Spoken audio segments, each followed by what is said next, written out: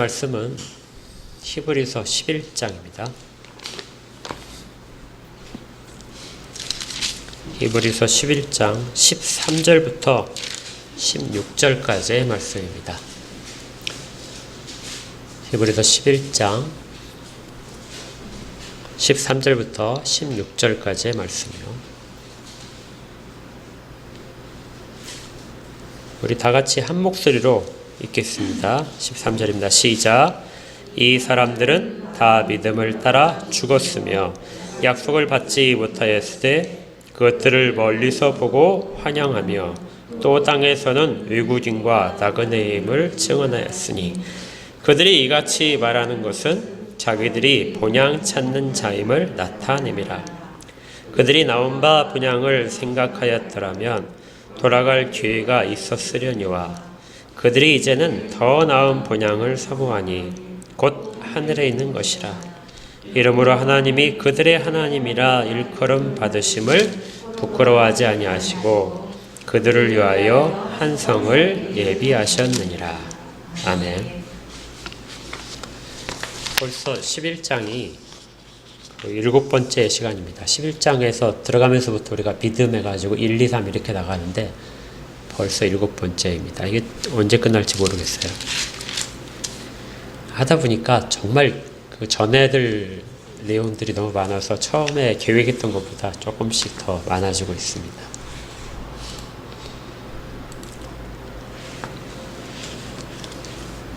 우리 11장을 지금까지 살펴본 내용을 잠깐만 한번 요약을 해보고요. 그리고 들어가겠습니다. 11장은 믿음에 대한 내용을 갖고 있죠. 믿음이 무엇인가 그것을 먼저 정의를 했습니다. 그것이 1절부터 3절까지가 믿음에 대한 핵심적인 내용입니다. 우리 다시 한번 1절, 3절을 같이 읽어볼까요? 시작. 믿음은 바라는 것들의 실상이요 보이지 않는 것들의 증거니 선진들이 이로써 증거를 얻었느니라. 믿음으로 모든 세계가 하나님의 말씀으로 지어진 줄을 우리가 아나니 보이는 것은 나타난 것으로 말미암아 된 것이 아니니라. 아멘. 이 믿음에 대한 정의를 이렇게 1절부터 3절까지 하고 그 다음에 그러면 이 믿음의 근거에서 믿음대로 살았던 사람들은 어떻게 살았는가 하는 것들을 보여주는 것이 4절부터 있는 내용입니다. 그래서 우리가 이걸 하나씩 지금 살펴보고 있죠. 자, 이걸 전체적으로 한번 다시 정리를 하게 되면 믿음은 가장 처음 시작이 무엇이냐면 말씀에서 시작합니다. 믿음은 아무것도 모르는 상태에서 우리 가운데 믿음이 싹 트진 않아요. 믿음은 반드시 아는 것과 관련이 있습니다. 그러면 그 아는 것이 어떻게 들어오냐면 하나님의 말씀을 통해서 들어옵니다.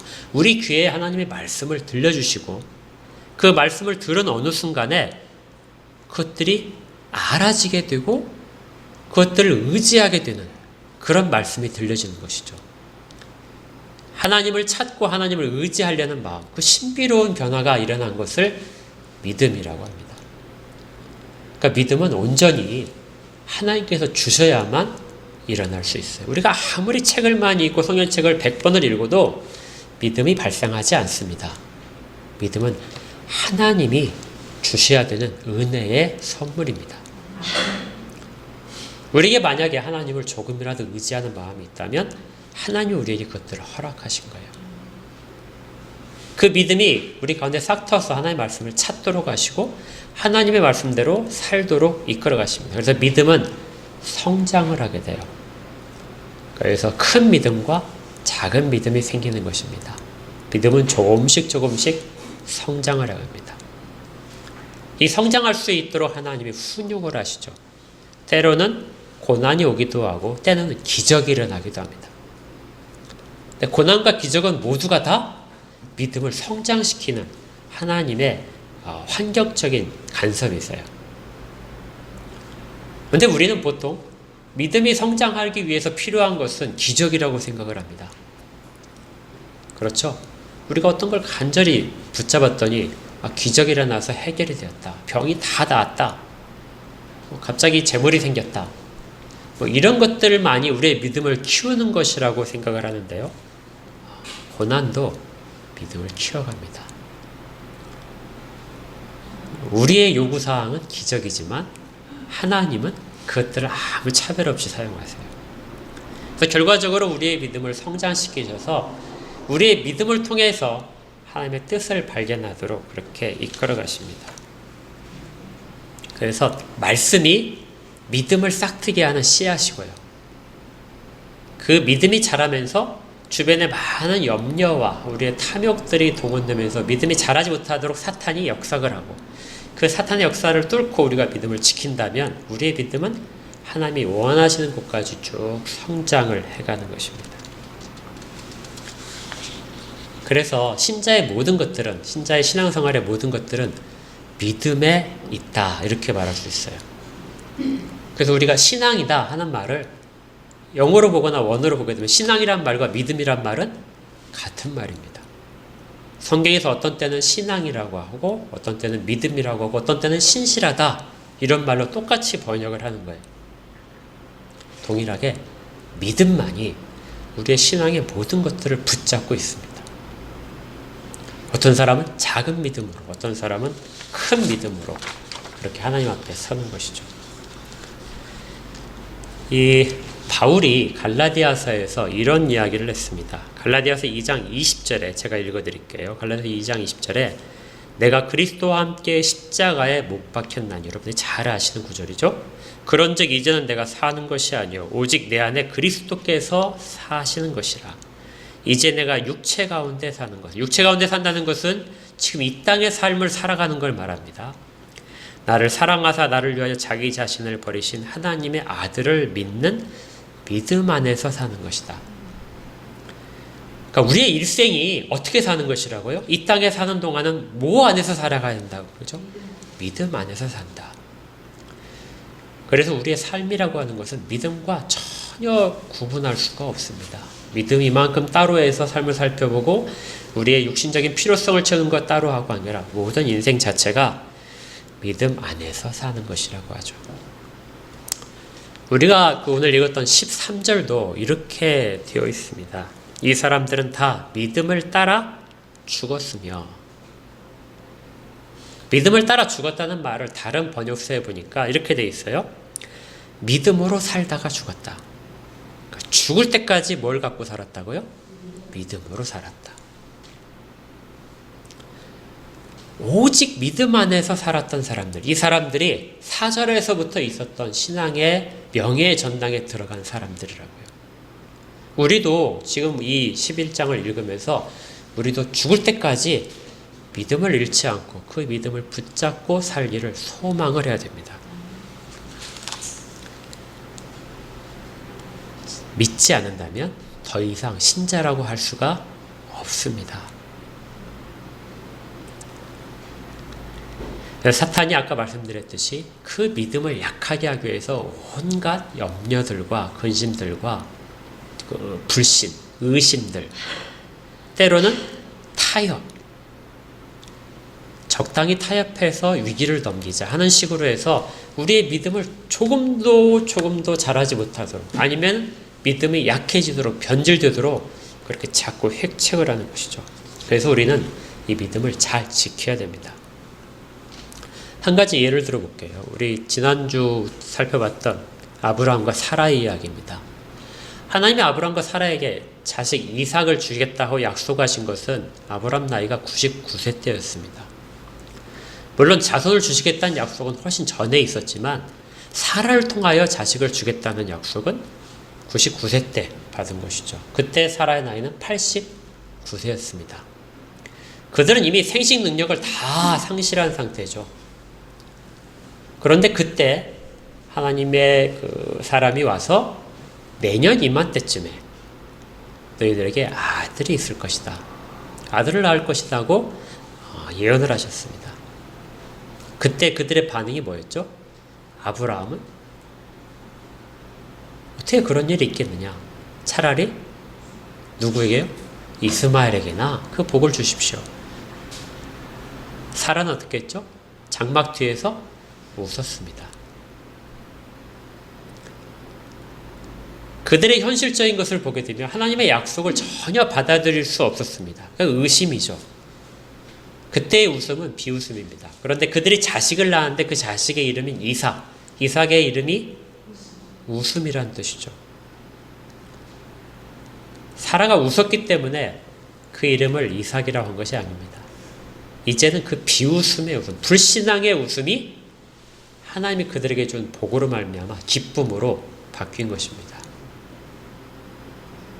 그 과정을 하나님이 이끌으셨죠. 그리고 그래서 그 중간에 창세기엔 기록이 안 돼 있지만 사라의 믿음이 있었던 것입니다.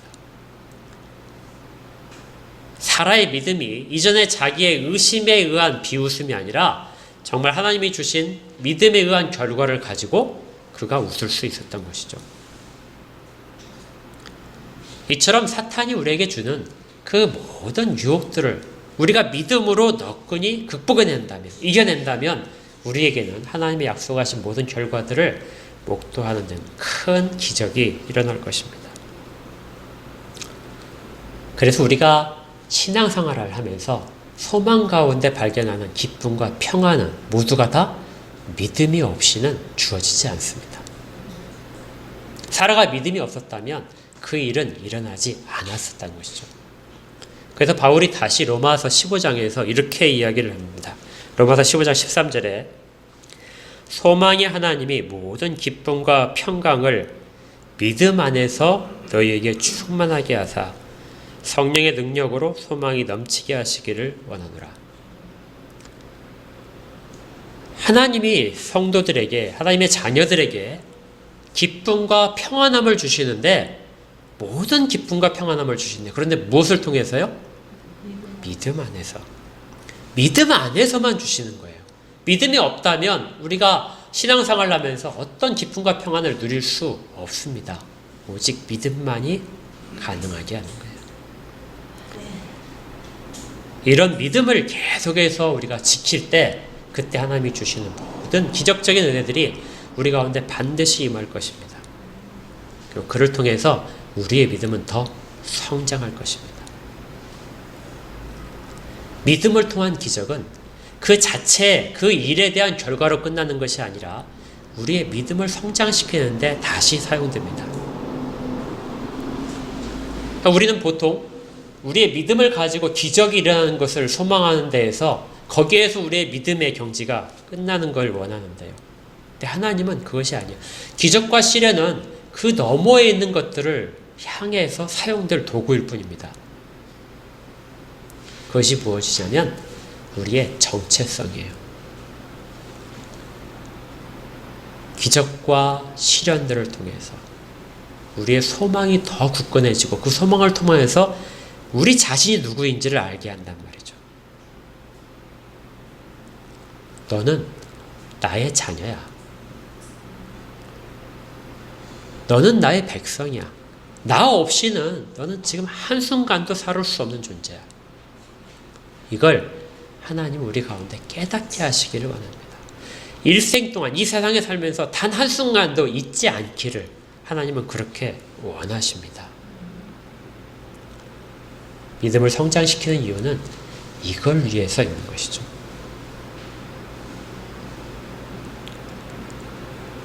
이걸 이제 깨달은 자만이 이런 고백을 할 수 있습니다. 오늘 중요한 단어 중에 하나인데요. 13절입니다. 이 사람들은 다 믿음을 따라 죽었으며 약속을 받지 못했을 때 그것들을 멀리서 보고 환영하며 또 땅에서는 뭐라고 되어 있죠? 외국인과 나그네임을 증명했다.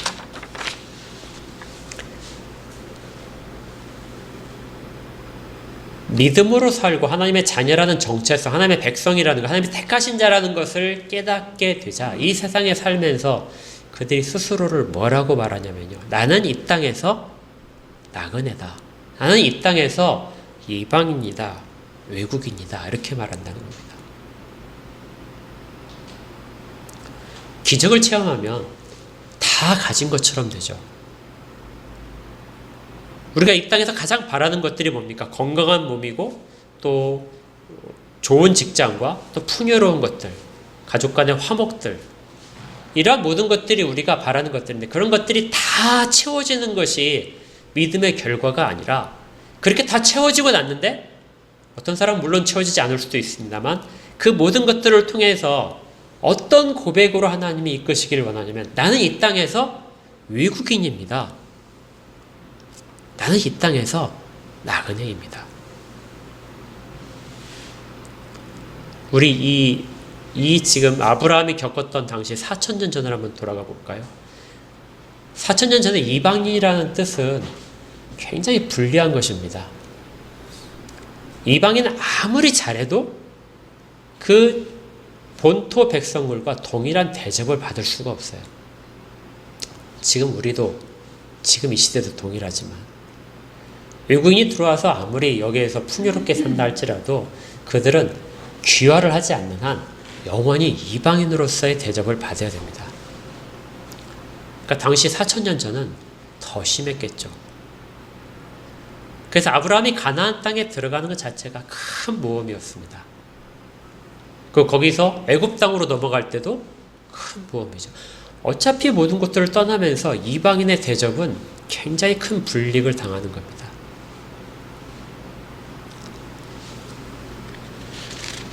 근데 이러한 불이익을 당하면서 아브라함은 그곳을 살았다는 것이죠.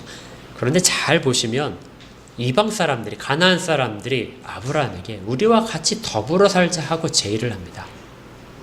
이게 뭐냐면 우리 가운데로 귀화해라. 가나안 백성과 혼인을 통해서 우리 가운데 하나가 되자.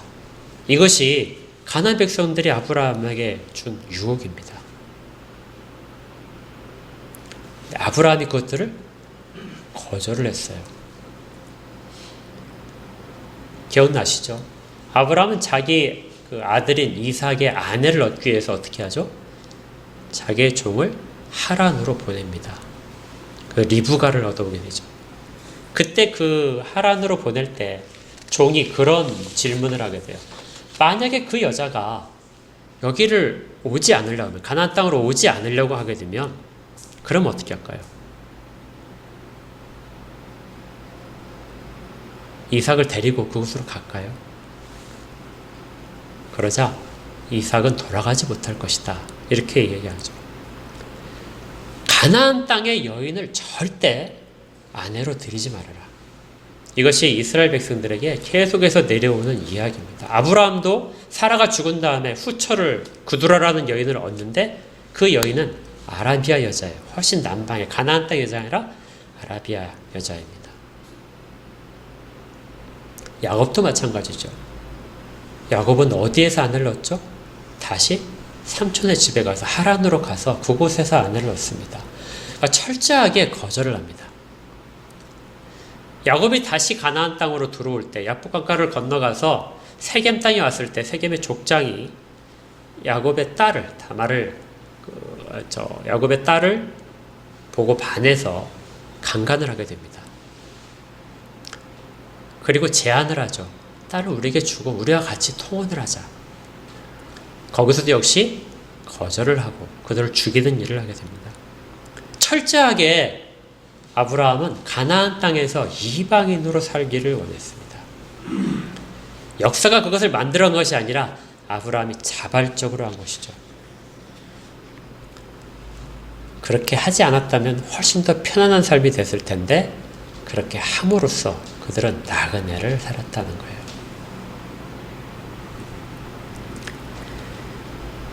그들이 이렇게 하나님이 주신 땅에서 그렇게 살았던 이유는 14절에 있습니다.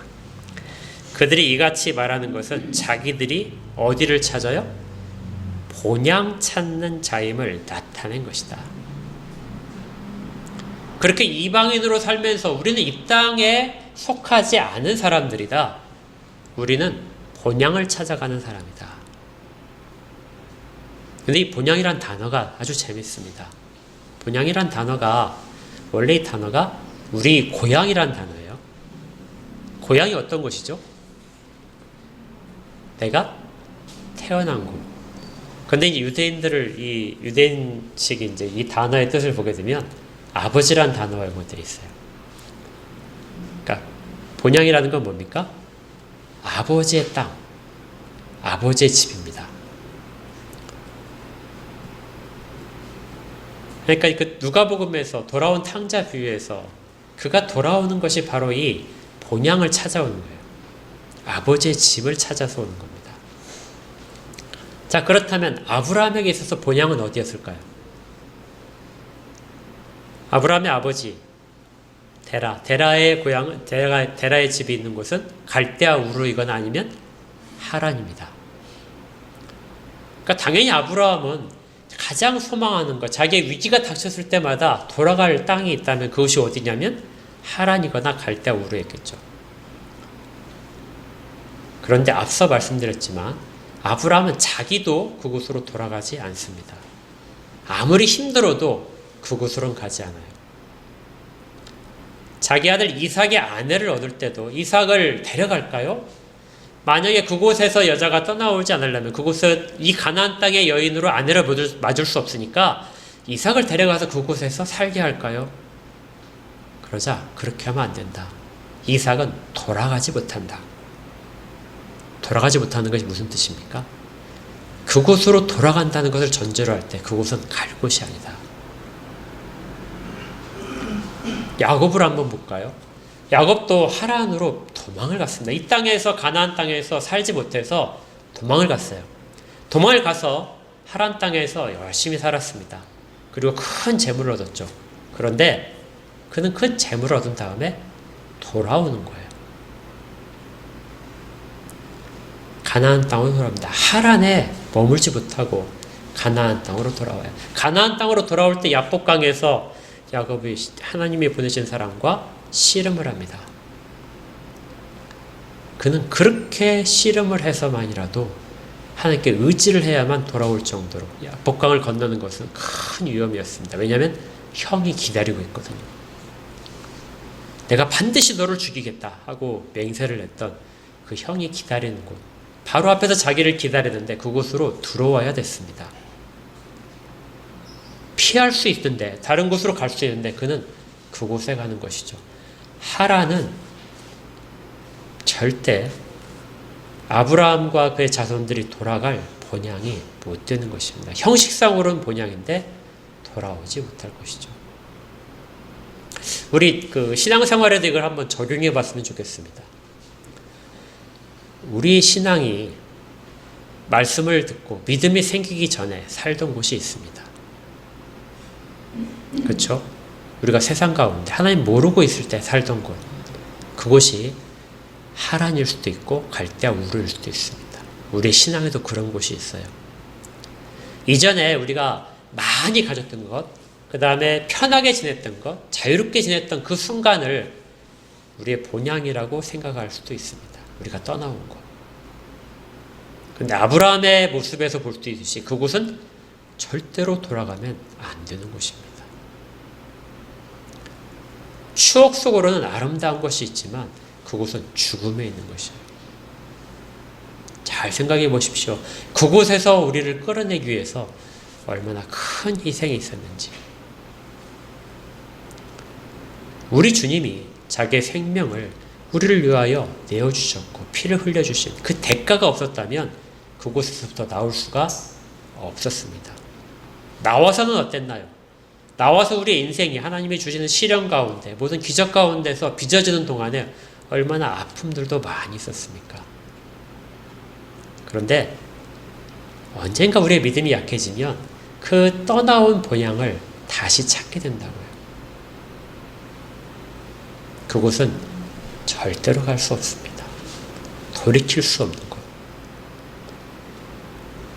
그래서 아브라함은 그 땅에서, 하나님이 보여주신 그 땅에서 외국인과 나그네로서의 일평생을 살아가는 것이죠. 죽을 때까지 그렇게 살아야 했습니다. 그렇다면 가나안이 그런 본향이 될까요?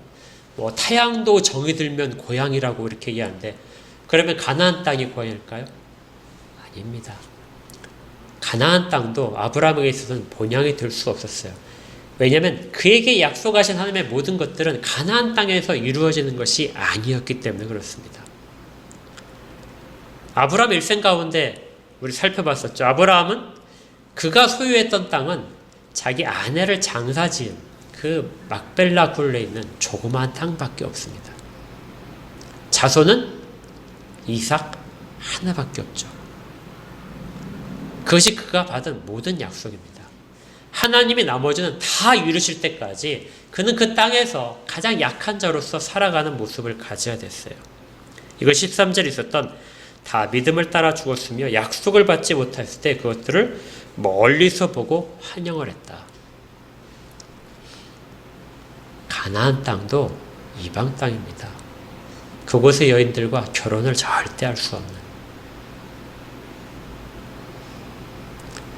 그렇다면 아브라함과 이삭과 야곱에게 있어서 그들이 바라봤던 본향은 어디에 있었을까요? 나그네라고 하는 것은 또 다른 본향이 있다는 것입니다. 거기에 지금 다시 중요한 단어 하나가 있었는데요. 땅에서는 이렇게 되어 있습니다. 13절에. 땅이라는 것은 가나안 땅을 말하는 것 같지만 실제적으로 땅이라는 말은 이 보이는 세상입니다. 우리 이 땅 살아갈 때 그걸 땅이라고 그래요. 이 땅에서 모든 하나님의 자녀들, 모든 하나님의 백성들, 우리 성도들은 다 뭐라고요? 나그네라고요. 하나님이 무엇을 주시는지 간에 이것은 우리가 영원히 가지고 갈 것이 못 된다는 것입니다. 기적도 시련도 이 땅에서만 우리가 경험하는 거예요. 보이는 것들에 집착하지 않도록 언제든지 나그네는 이곳에서 떠날 수 있습니다. 만약에 우리가 이런 것들로 다 만족할 수 있다면 떠날 수 있을까요? 어떻게든 길을 쓰고 이 땅에 주민이 되고 싶어 하겠죠. 떠나기를 준비하는 자는, 나그네는 언제든지 그것을 버릴 수 있습니다. 이 땅에 우리가 재물이 많아지면 그걸 통해서 우리가 행복해질까요? 행복할 수는 있는데 버리기가 힘들어집니다. 이런 것들은 장차 올 것과 전혀 비교할 만한 것이 못 돼요. 그래서 성경에서 말씀하시는 건 이 땅에서는 나그네지만 우리는 어떤 것을 향해서 가는 나그네이느냐. 이 땅에 매이지 않고 또 다른 본향 하나를 본다는 것입니다. 16절에 그들이 이제는 더 나은 본향을 사모한다. 다른 본향이 있다는 거예요. 다른 고향이 있다는 것입니다. 고향이 뭐라고 그랬죠? 본향이 아버지의 땅입니다. 이 땅은 갈대 우르보다도 하란보다도 훨씬 더 좋은 곳입니다. 더 나은 본향이죠. 이것이 어디에 있어요? 하늘에 있는 것이다. 그러니까 육신의 조상들이 이렇게 해서 만들어준 그런 땅이, 그리고 조상들이 다 굳건하게 지킨 그 땅, 우리가 아는 사람들이 많아서 편안한 땅, 보호받는 땅이 아니라 아버지의 집은 이 땅이 아버지의 집이 아니라 하늘에 있는 아버지의 집이라고요. 여기에 기독교의 신비가 있습니다. 기독교는 이 땅의 것들로 만족시키지 않아요. 이 땅에 만족하게 되면 하늘의 것을 소망하지 않기 때문에, 이 땅의 아버지의 것들로 만족하면, 그걸 붙잡으려고 하게 되면 하늘에 있는 아버지의 것을 보지 않기 때문에 모든 성도들은 각자 자기의 신앙으로 하나님 앞에 서야 됩니다. 자기 아버지의 집을 바라봐야 되죠. 참되신 하나님 아버지. 이것이 우리 앞에 있는, 미래에 있는 본향입니다. 그러니까 우리의 고향은 신비롭게도 우리가 태어난 곳이 아니라 앞으로 가야 될 곳에 우리의 고향이 있다는 거예요. 우리의 정체성은 우리가 과거에서 쭉 살아온 곳에서 우리 정체성, 우리의 인격이 완성되는 것이 아니라 우리가 가야 할 곳에서 우리의 인격이, 정체성이 나오는 것입니다. 많이 살아오면 인격이 훌륭하고요. 많이 살면 경험이 많아서 좋은 것이 되는 것이 아니라 저것을 얼마나 우리가 강하게 소망하느냐에 따라서 우리의 인격, 현재의 인격이 된다는 것이죠. 성경에서 히브리서에서 중요한 표현이 이겁니다. 더 나은 것. 너희에게는 더 나은 것이 있다. 기억나세요? 더 나은 것이 무엇이 있었죠?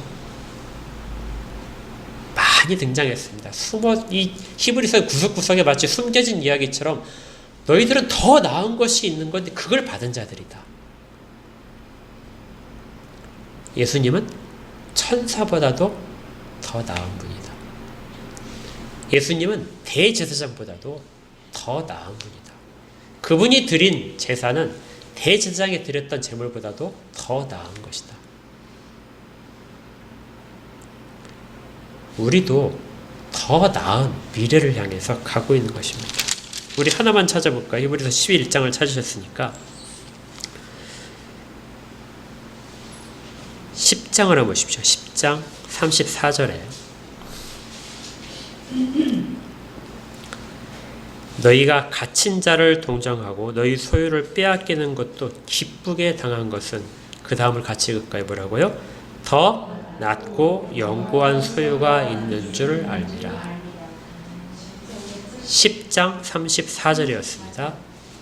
그러니까 이 땅에 우리가 현재 눈에 보이는 것들, 땅에서의 것들을 자꾸 빼앗기고 불이익을 당한다 할지라도 그것을 기쁘게 당할 수 있는 것은 더 낮고 일시적인 것이 아니라 뭐예요? 영구한, 영원히 계속되는 소유가 있는 줄을 알기 때문이다.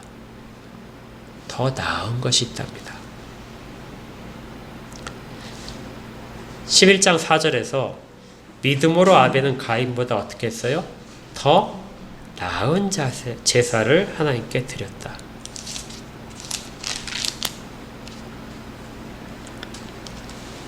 우리는 더 나은 것을 이미 받았습니다.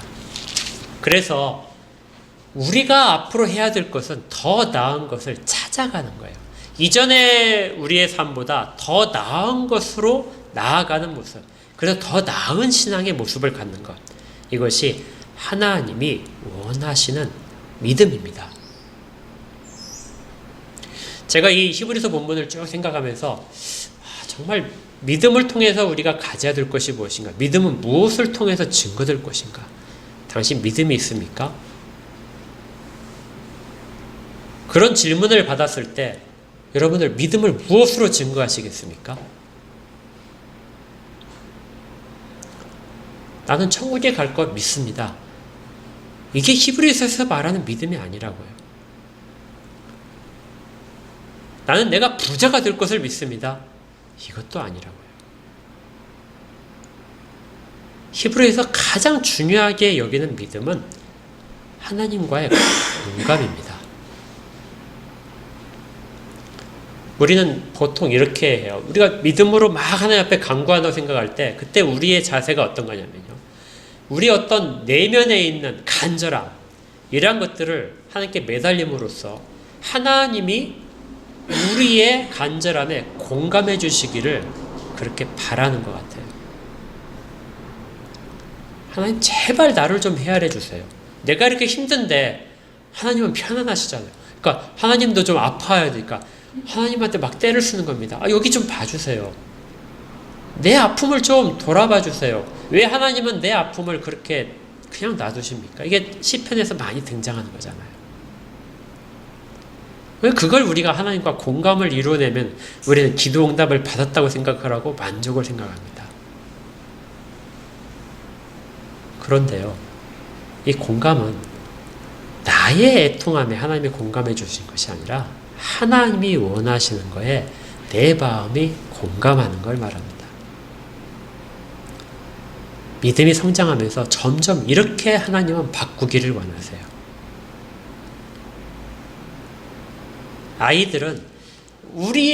아이들의 그 자기의 눈의 높이에 맞춰서 어른들이 다 해주기를 바라죠. 그러니까 그런 상태는 정말 약한 믿음입니다. 하나님의 자녀이긴 하지만 믿음이 약한 상태라 하나님이 그런 때는 잘 들어주세요.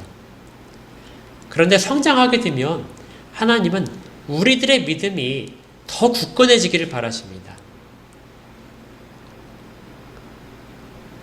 아버지가 가장 원하는 뜻대로 살아가기를 원하시는 거예요. 칭얼대면서 매달리는 것이 아니라 하나님이 원하시는 대로 우리를 드릴 수 있는 것, 하나님의 자녀라는 그 이름이 바르게 사용되고 그 효과가 나는 그 상황을 하나님이 이끌어 가십니다. 그래서 하나님이 원하시는 것에 공감하도록 그 순간을 우리가 믿음이 있다 이렇게 얘기하는 거예요.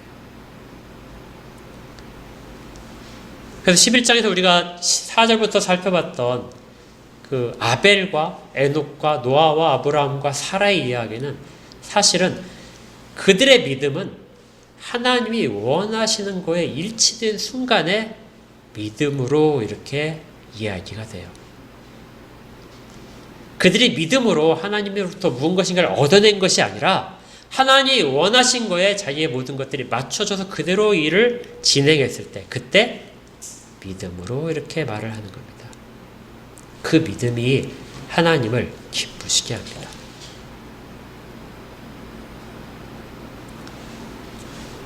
그래서 6절을 다 우리 한번 같이 읽어볼까요? 히브리서 11장 6절. 믿음이 없이는 하나님을 기쁘시게 하지 못하나니 하나님께 나아가는 자는 반드시 그가 계신 것과 또한 그가 자기를 찾는 자들에게 상 주시는 이심을 믿어야 할지니라. 아멘. 하나님께 나아가는 것은 매달리는 것이 아니라 하나님이 원하시는 것을 찾아가고 그것을 붙잡는 걸 말합니다. 그렇게 한다면 하나님이 뭐 하시겠다고 그래요? 상을 주시겠다는 거예요. 상을 주시겠다는 겁니다.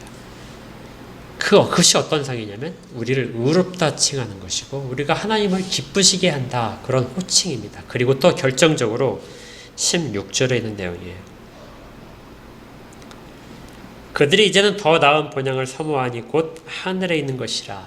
이러므로 자기의 정체성을 바르게 깨닫고 하나님의 뜻을 끝까지 붙잡고 이 땅에 있는 것보다 하나님이 주시는 것들이 훨씬 더 좋은 것이라는 것을 알고 그걸 찾아가는 모든 자들에게, 그래서 이 땅에서는 나그네로 살기를 자청하는 모든 자들에게 이러므로 그 다음 같이 읽을까요?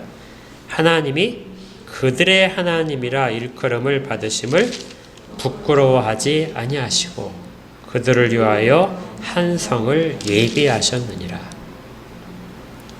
하나님이 그들에게 어떻게 하신다고요? 상을 주시는데 그들의 하나님이라고 불리시는 것을 부끄러워하지 않으셨다. 그러니까 하나님은 아벨의 하나님이라고 불리는 것을 하나님이 기뻐하셨다는 것입니다. 에녹의 하나님, 노아의 하나님, 아브라의 하나님, 사라의 하나님, 그리고 아브라함과 이삭과 야곱의 하나님. 이제 누구의 하나님으로 불리기를 부끄러워하지 않으셨다고요? 우리의 하나님이죠. 저 같은 경우에는 고경민의 하나님. 이렇게 불리기를 하나님이 부끄러워하지 않는다고요. 어떤 자들에게요? 믿음을 가진 자에게. 하나님이 원하시는 대로 그렇게 따라가고 그렇게 살고 있는 자들에게 하나님이 나는 너의 하나님이야 하는 것을 부끄러워하지 않는다고. 그렇게 하지 않으셔도 하나님이 선택하신 자들에게 나는 너의 하나님이라고 말씀을 하시지만 하나님이 기뻐하시지 않으시면서 나는 너의 하나님이야 하고 말씀하실 수 있어요. 우리 한번 생각해 보세요. 하나님이 나는 너의 하나님이야 이렇게 말씀하시는데 하나님의 표정을 볼 수 있다면, 하나님의 그 음성에 담긴 그 하나님의 그 마음을 알 수 있다면, 하나님이 막 화를 내시면서 나는 너의 애비야 막 이렇게 하시면은 아니잖아요. 하나님을 기쁘시게 하기를 원하는 것이 믿음의 바른 방향성입니다. 그리고 그들에게 하나님이 약속대로 상을 주시는데 영원하신 성이 앞에 있는 거예요. 이 내용이 모든 선지자들이 구약에서 그렇게 이야기를 했던 그 바로 예루살렘 성입니다. 하나님이 세우신 성. 이 땅이 아무리 좋은 성을 만들고 다윗이 성을 만들고 솔로몬이 성을 건설했다 할지라도 하나님이 세우시는 거룩한 성 예루살렘과는 더 전혀 비교할 수 없어요. 모든 자들에게 그것들을, 구약의 백성들도 이것을 바라보도록 하셨습니다. 우리 또한 같은 것을 바라봅니다. 계시록에서 이야기하는 것이 그겁니다. 모든 교회들에게 너희들이 성전의 기둥이 될 거야. 너희들이 성전에 가서 너희들에게 새 이름이 지어줄 거야. 그것이 하늘로부터 내려오는 거룩한 성의 이야기입니다. 구약의 백성들만이 보는 것이 아니라 우리도 동일한 믿음을 요청을 하는 거예요. 여러분들이 어떤 길을 걸어가시겠습니까? 하나님은 지금도 우리를 너의 하나님이다 이렇게 부르시면서 너를 위해서 내가 이걸 원하고 있다. 이 길을 네가 가기를 원한다. 다 믿음 안에서 우리의 일생 자체가 그렇게 살아가야 됩니다. 믿음은 이 땅의 것보다 더 나은 것, 더 좋은 것을 우리로 하여금 보게 만듭니다. 그것이 실체가 되는 것이죠. 정말 진정한 믿음을 가지는, 그래서 정말 하나님을 기쁘시게 하고 하나님과 공감하는 우리 모두의 신앙이 이 세상을 끝날 때까지 지속될 수 있기를 주의 이름으로 축복합니다. 함께 그렇게 가기를 축복합니다. 함께 기도하겠습니다. 우리 잠깐 마음에 소원이 있으신 분들은 가슴에 손을 얹으시고요. 아픈 부위가 있는 분들은 그곳에 손을 얹으시고 같이 한번 간절히 기도하겠습니다. 하나님 아버지,